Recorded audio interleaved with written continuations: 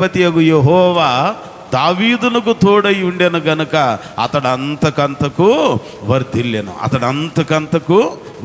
అంటే దావీదు వర్ధిల్లటానికి, దావీదు అభివృద్ధి చెందటానికి, గొలియాతును చంపినప్పుడే కానీ, సింహాన్ని చీల్చినప్పుడే కానీ, ఎలుగుబంటిని చీల్చినప్పుడే కానీ ఎవ్వరూ ఆయన పక్షాన రాలా, ఎవ్వరు ఆయనతో లేరు.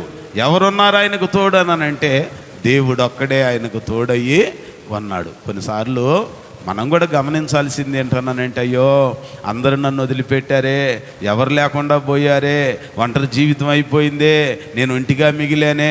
డబ్బు ఉన్నప్పుడు అందరు ఉన్నారు, జబ్బు వచ్చినప్పుడు అందరు వెళ్ళిపోయారు. ధనం ఉన్నప్పుడు అందరు ఉన్నారు, ధనం లేనప్పుడు అందరూ దూరం అయిపోయారు. వాళ్ళ అవసరాల వరకు నాతో ఉన్నారు, అవసరాలు తీరిన తర్వాత వెళ్ళిపోయారే. ఒంటరిగా ఉన్నానే, నా జీవితం ఏంటి, నా గతి ఏంటి, నా పరిస్థితి ఏంటి, నా బ్రతికేంటి అని అనుకుంటాం. నేను చెప్పేది ప్రార్థన వాళ్ళ గురించే, బయట వాళ్ళ గురించి చెప్పట్లా. ప్రార్థన వాళ్ళే అనుకుంటాం, ఎట్లాగున మనం అనుకుంటాం.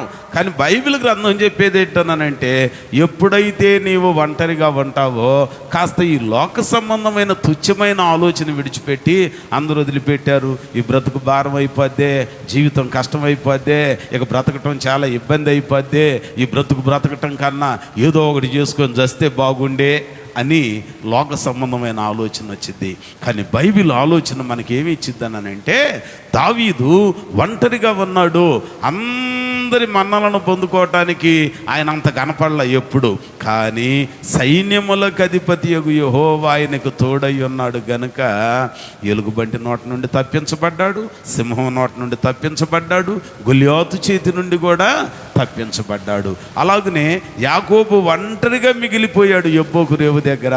ఆ రాత్రి దేవుడు ఆయనతో మాట్లాడటానికి దిగి వచ్చాడు. అంటే మనం కూడా ఒంటరిగా ఉన్నప్పుడు గుర్తుపెట్టుకోవాల్సింది, దేవుడు నీకు తోడుగా ఉండి నీకేదో మేలు చేయటానికి ఇష్టపడుతున్నాడు.